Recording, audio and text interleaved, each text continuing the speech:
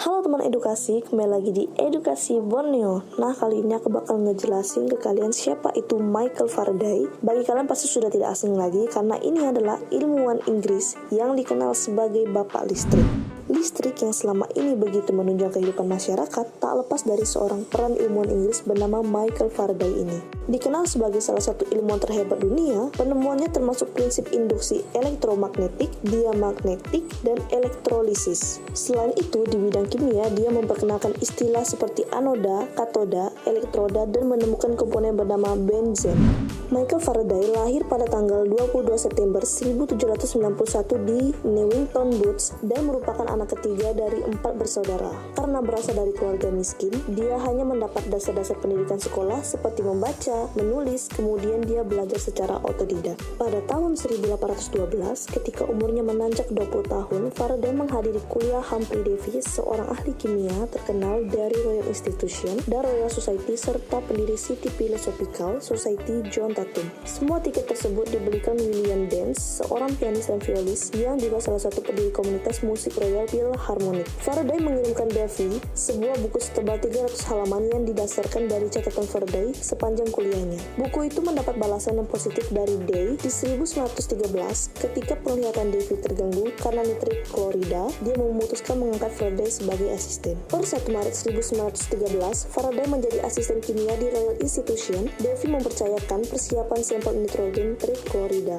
Saat itu Faraday belum dikategorikan sebagai gentleman, namun dia ikut dalam kunjungan Davy ke berbagai negara Eropa pada tahun 1813 setelah valetnya atau pelayan tak bersedia diajak. Saat itu sangat sulit bagi Faraday membagi tugas antara menjadi pelayan sekaligus asisten ilmuwan. Apalagi istri Davy, Jane Apples, memperlakukannya dengan buruk. Faraday tak diizinkan satu kereta bersama mereka, dipaksa makan bersama pelayan dan perlakuan lain yang sempat membuatnya berpikir kembali ke Inggris. Satu hal yang menjadi keberuntungan bagi Faraday adalah perjalanan tersebut menuntunnya kepada kelompok ilmuwan elit Eropa. Antara lain André Marie Ampère dan Alessandro Volta. Faraday mengambil banyak sekali pelajaran dalam turnya tersebut.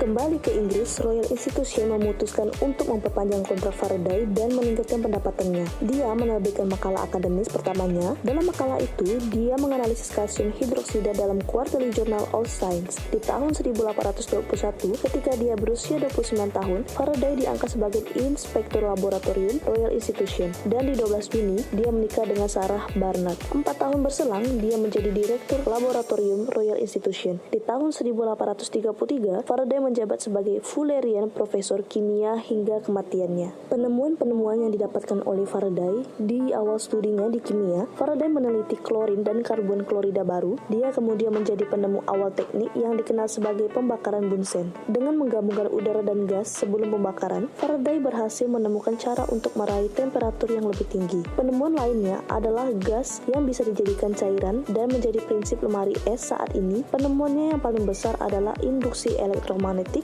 yang menjadi fondasi kehidupan manusia di dunia saat ini. Faraday menemukan bahwa variasi medan magnet menyebabkan listrik mengalir menjadi sebuah rangkaian. Sebelumnya, orang hanya mampu menghasilkan listrik dengan baterai. Melalui penemuannya, Faraday menunjukkan gerakan dapat berubah menjadi listrik atau secara ilmiah dapat dijelaskan bagaimana energi kinetik berubah menjadi listrik. Pada tahun 1839, Faraday mulai menderita gangguan saraf, namun dia masih menyelesaikan penelitiannya tentang elektromagnetik tersebut. Di masa tuanya, dia mendapat hadiah rumah dari Pangeran Consort, suami Ratu Victoria di Hampton Court, Middlesex, bebas dari pajak yang segera ditempati di 1858. Selalu menangani beberapa proyek pemerintah Inggris, Faraday menolak ketika diminta berpartisipasi untuk membuat senjata kimia di Perang Crimea pada tahun 1853 sampai 1856. Faraday meninggal dunia dalam usia 75 tahun di Hampton Court pada 25 Agustus 1867. Sebelumnya, dia sempat ditawari pemakaman di